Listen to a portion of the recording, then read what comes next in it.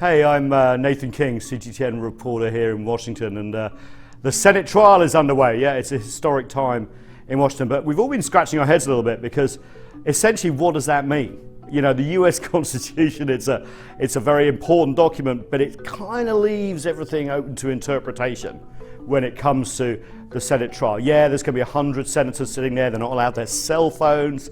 They've got to sit there for hours. They can't make a speech. That's going to be very difficult for US politicians. The US Chief Justice presides. We know that.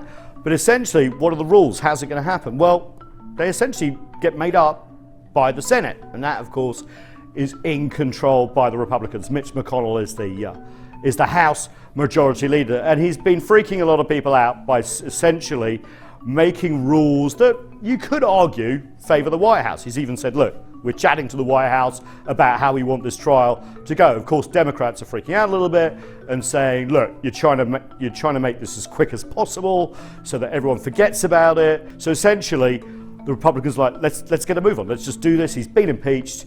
We think that process was political. Let's just move on. Democrats, though, they're like, look, you need to call witnesses. There's been more information come up. So behind the scenes, they've been trying to work some things out, but the deep division that we've seen in Washington, let's face it, since even before Donald Trump got elected, well, you know, that is driving this process. Of course, they've got their constitutional duty, but essentially they are political partisans first.